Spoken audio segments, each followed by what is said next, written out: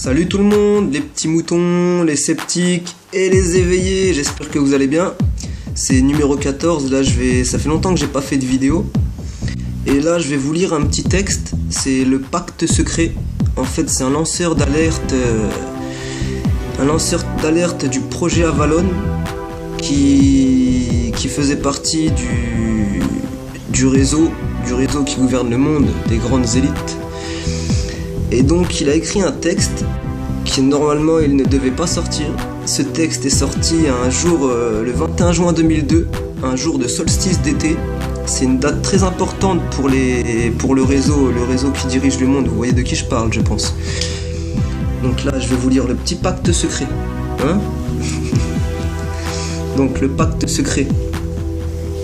Anonyme, le 21 juin 2002.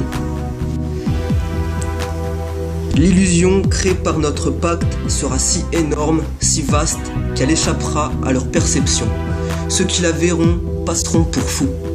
Nous créerons des fronts séparés pour les empêcher de voir les liens qui existent entre nous. Nous nous comporterons comme si nous n'étions pas connectés pour garder l'illusion bien vivante. Nous distillerons nos objectifs goutte à goutte pour ne pas éveiller les soupçons. Ceci les empêchera également de distinguer les changements à mesure qu'ils se produisent.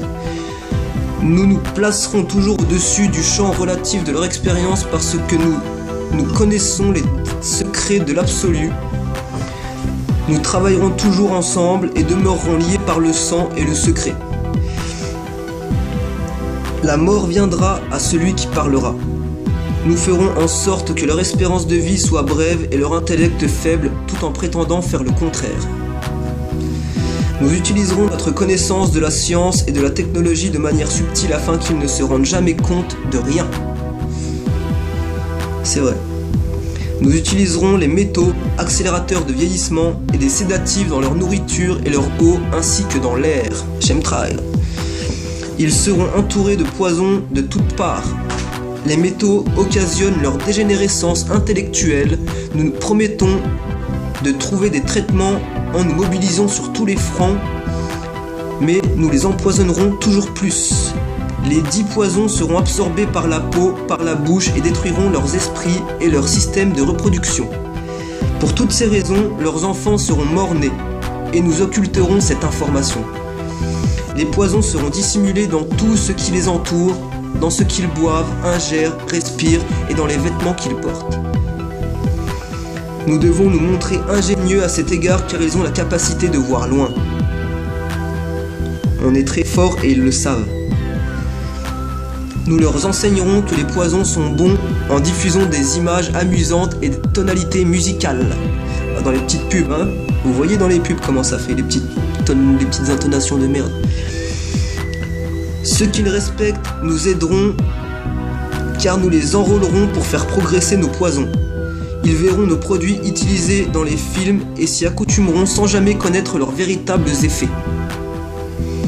Dès la naissance, leurs enfants recevront des injections de poison dans le sang et nous les convaincrons que c'est pour leur bien. Hein les parents, hein? Renseignez-vous les parents, putain. Nous commencerons quand les enfants sont tout petits, que leurs esprits est jeune, et nous les ciblerons avec ce que les enfants préfèrent, les sucreries. Moi j'aime pas, j'ai jamais aimé les sucreries. Lorsque leurs dents commenceront à se détériorer, nous les remplirons de métaux, ce qui détruira leur mental et anéantira leur avenir. Une fois leur capacité d'apprendre affectée, nous créerons des médicaments qui les rendront plus malades encore et causeront d'autres pathologies pour lesquelles nous inventerons d'autres remèdes. Toujours, ça tourne. Nous les rendrons faibles et dociles par la force de notre pouvoir. Ils deviendront dépressifs, attardés et obèses, et quand ils viendront solliciter notre aide, nous leur donnerons toujours plus de poison. Nous les focaliserons sur l'argent et les biens matériels pour qu'ils ne puissent jamais se relier à leur soi intérieur. Comme ça, ils ne seront jamais connectés. Nous les distrairons par la fornication, les plaisirs et les jeux extérieurs pour que jamais ils ne deviennent un avec le tout. Nous sommes tous un, on est tous faits des mêmes atomes, de la même vibration, on est tous faits de la même chose.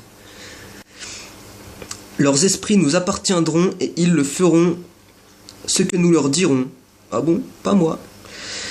S'ils s'y refusent, nous trouverons le moyen d'implanter des technologies subtiles, susceptibles d'affecter leur perception.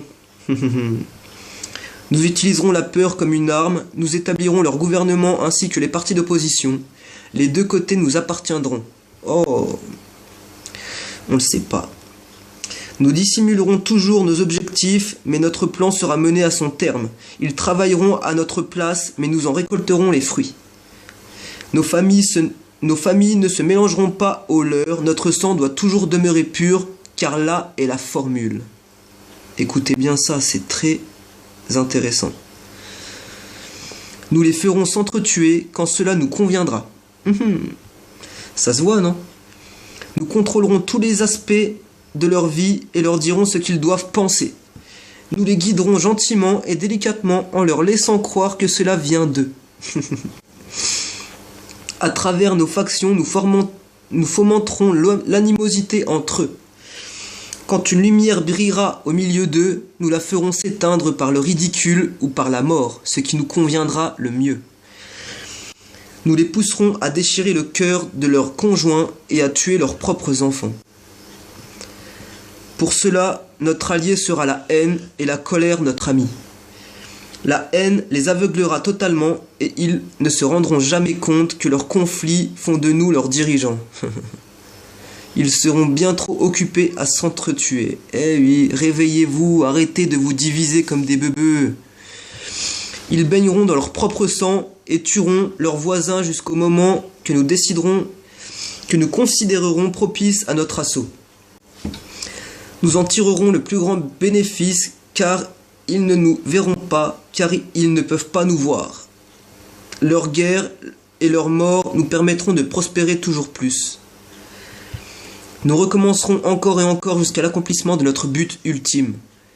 Nous continuerons à les faire vivre dans la peur et la colère par la diffusion d'images et de sons. Nous utiliserons tous les outils dont nous disposons pour arriver à nos fins.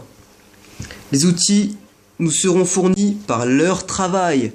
Eh oui, nous sommes des esclaves, on a travaillé pour eux, on a fabriqué tout ce qu'ils voulaient, ils n'ont plus besoin de nous. Eh oui.